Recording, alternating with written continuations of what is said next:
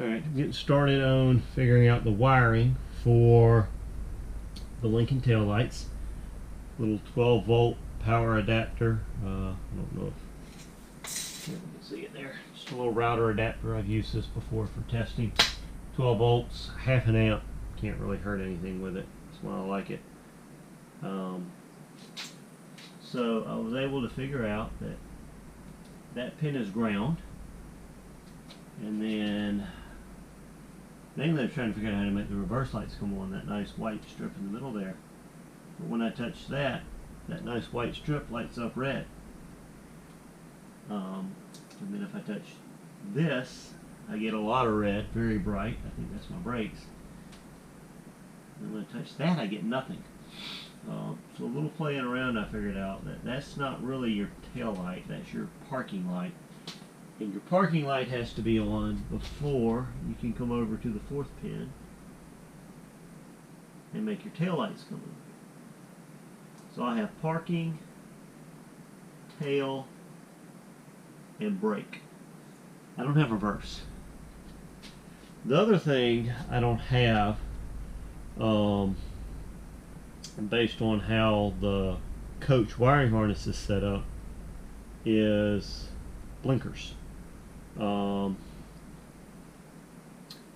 My thought is that the tail light would blink for blinkers, but I don't think that's how the coach harness is set up, and I can't use that parking light there for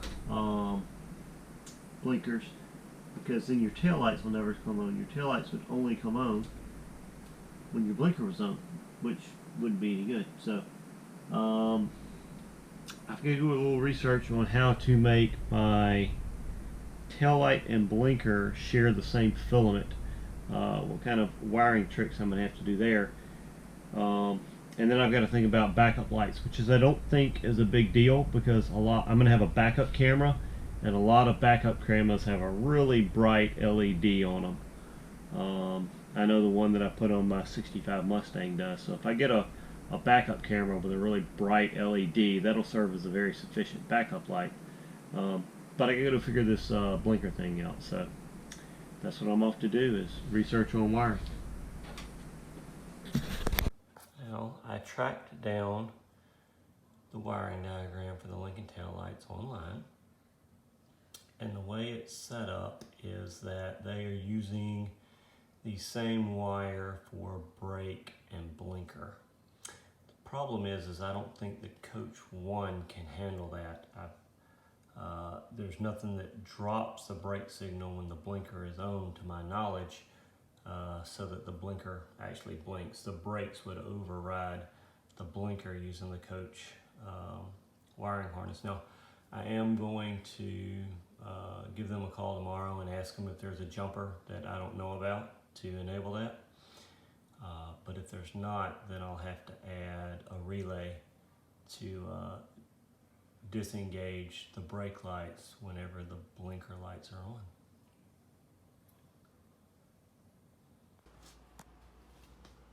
I called Coach Controls this morning. Well, actually last night I went online and I looked at the documentation for the Coach Controls as far as the tail lights and the blinkers and things. And it turns out that I ordered the option for Euro blinkers, which basically means that the brake lights and the blinkers are separate filaments. I'm not too sure why I ordered that option when I ordered it, probably because I thought it would give me more flexibility and not less. But I digress. That was the option I ordered, and so my brakes and my blinkers are set up to be on separate filaments. So if I want them to work together with my Coach like it is, then I have to kind of get fancy with some relays to disable the brake while the blinker's going. I gave Coach a call and asked him if there was just a jumper or a wire I could move to eliminate the Euro blinker option, which would make my brake lights and blinkers be on the same filament. And they said no, but it was just a firmware flash. It's not a hardware change, and so if I want to ship them my board, they'll flash it for me at no cost. So that sounds like a great idea, except for if I pull the brain out, then the car's not going to move the whole time it's gone, and I figure it'll probably, by the time I ship it and they flash it and ship it back, I'm looking at least 7, probably 10 to 14 days. So I got to kind of pick a time when the car might not need to move for 14 days. But I think I want to do that anyway, because I was looking at all these connectors yesterday and thinking, I really want to redo them all, because I did them all in the barrel crimp with a half of a heat shrink quick solder on them, which is very good from a connection standpoint. It's a very secure connection, but it's also very bulky, and it makes it hard to get multiple wires on, and it makes it hard to keep things straight. And so I'm thinking I want to come back and change everything to these, what I call double crimps. They've got one crimp that goes on the insulation for strain relief, and then another crimp that goes on the bare wires, and then just put a little bit of heat shrink on it to protect that piece that's sticking up. So I'm thinking I want to cut and recrimp every one of these wires anyway. And so I can pull this out, ship it off to get reflashed, redo all those wires, although that's only a day's worth of work, and then find something else I can do while I'm waiting on it to come back. Probably I think I'll do that when I start working on the door and the window, because I can leave the car sitting in place a whole lot while I'm working on that. So that's the blinkers on the outside. The blinkers on the inside, the issue I'm having with the Arduino, I finally got into the bottom of that, and it turns out it's just my lack of understanding of electrical systems. When you're dealing with microcontrollers, they don't like what is called floating inputs, which is something that's not grounded or live, just floating. They don't like them. So if you're trying to use positive triggers, then all of your inputs are grounded until you send them a signal. And if you're trying to use ground triggers, which I am, then they actually all have positive voltage on them until you send them a ground. Now it's a very low power signal, so it's not going to fry anything or pop any fuses, but there is power there. And the problem is I have a 12 volt system and a 5 volt system, and there's really, best I can tell, no easy way to tie them together without something in between them, because if you try to use grounds, then that one's putting out 12 positive to prevent a float, and that one's putting out 5. That one's putting out 12 positive, and the Arduino's putting out 5 positive at the same time, trying to prevent floating inputs. So what I have here is an optocoupler, and it actually uses an optical chip to electrically isolate the left side from the right side. So the left side, I got it upside down. The left side is all 12 volts coming in. It's a 4-channel optocoupler, so it's got 4 optocouplers, and then it's got 4 outputs that are 5 volt. And so, and this chip here is an opto. It senses it here. A light internally comes on and triggers the output. So the electricity never passes through the black chip. So I just got to figure out where I'm going to put this. It's a 4-channel. Right now I think I only need 3: high beams, left blinker, and right blinker. I just got to figure out where I'm going to mount this and get it in between the coach and the Arduino to do the 12 volt to 5 volt conversion. So yeah, that's where I'm at on the electrical stuff. I'm also waiting on more DT connectors to finish up wiring the tail lights. I've brought it out the side along the rail here, brought it over here, and then I'm going to put a 6-pin connector on it right here before it jumps from the fender to the tailpiece.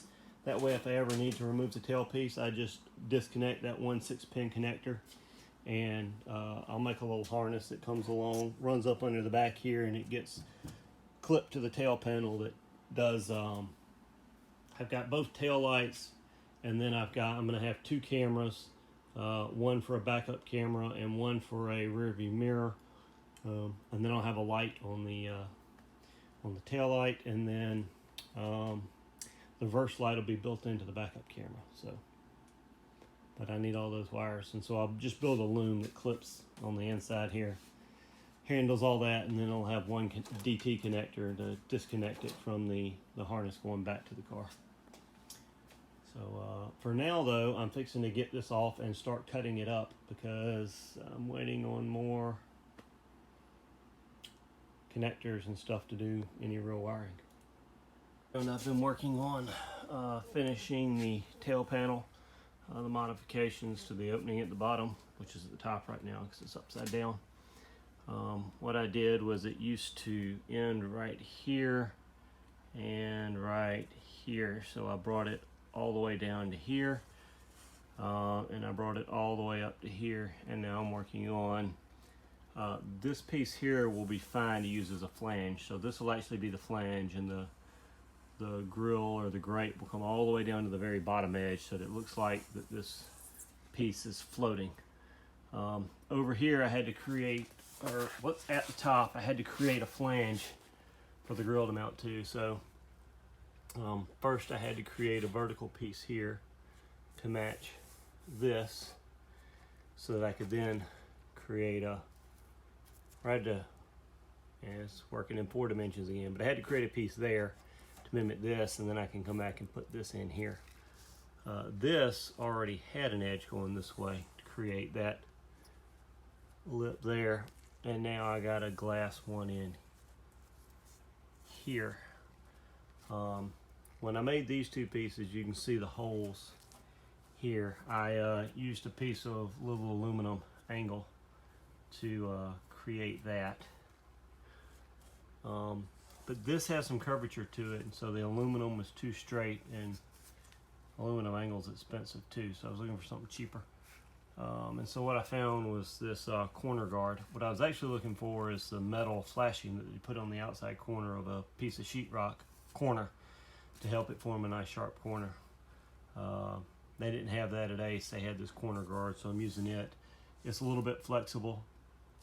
It's on a 90, so you can see back here I put a bunch of slits in it so that it would curve more easily, and then I hot glued it down because I didn't really have anywhere here I could make a form and mask. So now that I've got that glued, I'll come back to lay my fiberglass here. So just another technique I'm trying. Thought I'd throw it out there.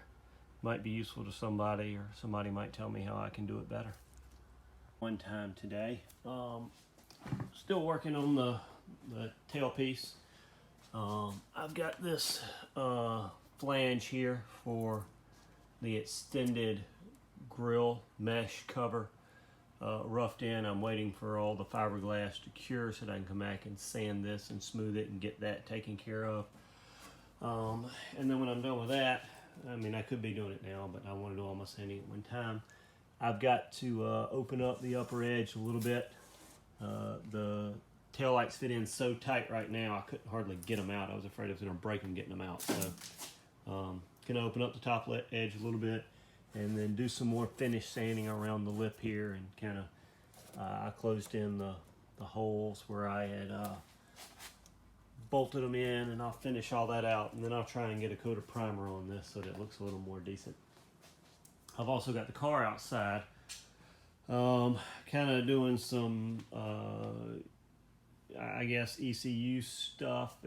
I'm doing the idle learning and making sure that the O2 and the MAF and all that are working okay, and I'm getting ready to start trying to rescale my MAF because the car dies every time I coast to a stop, and I'm been told that's probably because I have an aftermarket intake pipe and the MAF needs to be rescaled. So once I'm sure that the idle's learned properly and all that's taken care of, I'll start driving the car around and logging.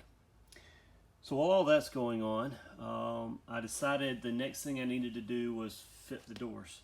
So here's my new door frame. I just got this from Factory 5 like 2 weeks ago because I had a really old Gen 1 kit that didn't support windows, and the frame is actually different when you put side windows on. So this is the new frame, and I've got 6 hinges, which seems a little weird to me because it seems like a car with 4 doors should have 8 hinges.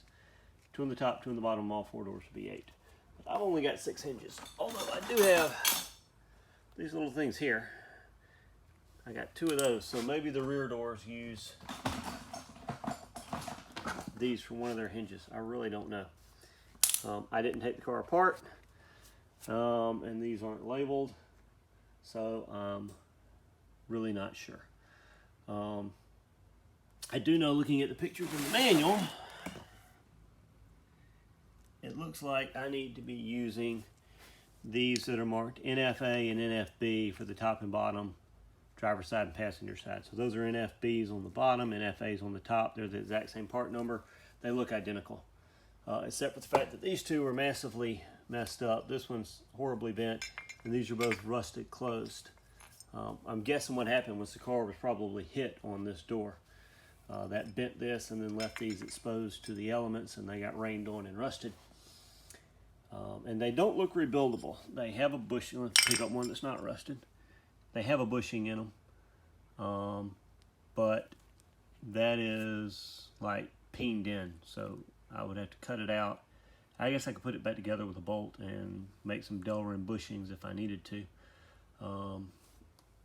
But looking at the ones for the rears, they have a different profile on them. They've got a higher lip on them, but the bolt pattern is really close, and the bolt pattern on the bottom is identical. So I think I can get away with using these. I'm going to ask the guys on the forum if they think I can get away with using them. I can always grind the edge back a little bit. The other thing is I really want to powder coat these black, but since they got a bushing in them, probably not a good idea. So they'll just get wire wheeled and spray bombed black. But before I do any painting or anything like that, who knows how much I'm going to mess them up trying to install them. So I'm going to try and figure out how they get installed.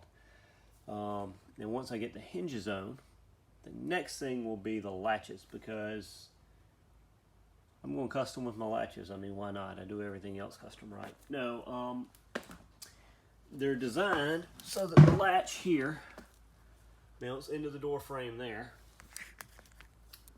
kind of like so. And you close the door, and it hits the striker, which you mount to the body. And so that will work really well. The exception of, I don't want any door handles. I want to use electronic poppers for everything. And I could put this on the frame like it's designed, right there, and mount the electric door popper inside the door, and it would do just fine to open and close the door. The problem is if my battery ever died, I'd have to, there'd really be no way to open the door other than to hot wire it, because the door would be closed, so you couldn't take the door panel off to get to the latch to move the mechanism. And there's no way to run a manual pull, a manual wire pull from inside the door to the fender well or the cabin or somewhere like that, because it has to swing open and closed, and it would be a mess. So what I'm going to do is mount the latch on the body side so that it's fixed, it doesn't swing, and I can put a manual wire right here that will, or right here, both of these activate the same thing. One of those two I can put a manual wire on, so that if the door popper fails or the battery is dead, right? Even worse than the battery dying would be if the door popper failed and the door was closed. You'd have no way to get it open, to get the cover off, to get to the door. You'd have to cut a hole in your door if the door popper failed. So I want the latch to go into the fender well on the body. And so I got to make a plate to mount it, and then cut a hole, mount it on the body, and then I will mount a striker in the door frame. So, but first I got to get the hinges on, figure out which hinges I need, and make sure it swings open and closed and clears everything. So that's what I'm about to do. These two look like they're good, and they look like they're the ones I'm supposed to use, so I can do at least one door today and see how it looks. And it's hard to get video because I'm up in such a tight spot, but where I'm at is supposed to be in the middle. Look like I'm a little to the low side, which makes sense because I'm tight here. Frame swing's fine, but when I put the shell on, it rubs. So I've got to lift the door up a little bit. So a little trick I'll use is old hotel cards. I'll measure how many stacks I am now. Looks like I'm 3, maybe 4. Yep, 4. And so what I'll do is I'll break this loose, and then I'll put 5 or 6 on there, set it back down and tighten it. And I'll know I've moved as much as I want to move. Alright, I got the frame adjusted. I've actually got it up as high as it'll go. So the bolts are all the way at the bottom and the frame is all the way up. And I've got it as far towards the back of the car as it will go. So those bolts right there are all the way that way. And then I use the hotel cards. You can tell I've got lots of them. A stack of 4 all the way around to give it a uniform gap. And it looks like everything will work really well. Let's see right here where the latch goes. I've obviously got a gap between the frame and the fiberglass. That's not an issue. I can put some spacers there. I'm gonna have to modify that area anyway to handle the flip between the latch and the striker. And everything looks good through the rest of it. The top and bottom corners where it mounts looks fine. So I'm not actually going to attach the door right now, obviously. I just want to make sure I got the frame in the right spot. Well, actually, I kind of need to go ahead and... Well, I can't attach the door until I start making modifications, but I needed to know that everything was good. Next, we'll be getting the latch mounted in here. Right about where this card is actually is where it's going to mount on the inside here. And then once I get that done, I can make modifications to the frame to accept the striker and make sure the striker or the frame clears the latch. And then I'll put the door shell back on, secure it, and start figuring out how to get it attached and gapped. And I know that this piece here is right. It's measured where it's supposed to be here, and it fits pretty flush against the frame here. It needs a little trimming as I expected it would. So I'm happy with this quarter. The other quarter is just kind of thrown in place. I haven't really fitted it yet. That's one of the reasons I want to start with this door. The primary reason I want to start with this door is because I got more room on this side of my shop to work, because I got the shelf / table on that side. So yeah, it's time to figure out how to get the latch in there. Got my first real problem here. I got the hole trimmed and slid the latch in, and it doesn't protrude enough to actually latch. The striker has to sit deeper than the face of the fiberglass right there, which means I would have to notch the fiberglass, which would look pretty silly to have a big notch in my fiberglass right there at my door. So I'm gonna have to think about this. I either got to find a way to get this out more, or find a different latch that sticks out further, or scrap my whole idea. Not too sure which yet. It's time to sit and ponder. So I've been thinking about it, and it sucks that I cut a big hole here, because I think I'm going to go ahead and mount the latch up here like Factory 5 intended. And I think what I can do is use a bicycle brake style cable, which has like an outer sleeve and an inner wire, and snake it out the back, and then I'll have wiring coming in the door anyway. I'll snake it through the grommet with the wires and have it run somewhere so that I can get a manual release in case I ever need to release the door because the popper failed. So I think that's what's going to happen. I don't see many other options unless, you know, I wanted to get real crazy here and open up a big hole, find a way to mount the latch to the frame, and then redo all the fiberglass around it so that it protruded out more, and it would have this fancy. It just seems like a lot of work and wouldn't look very good either. So do it like Factory 5 intended, and then use some kind of like I said, a cable that's got an outer and an inner to get a release through the door. You should be able to work okay. Well, it's dark 30. Been in the garage all day and haven't videoed a single thing. I kept thinking I'm this close to having something worth showing off. I started back on the doors where I left off yesterday. I got the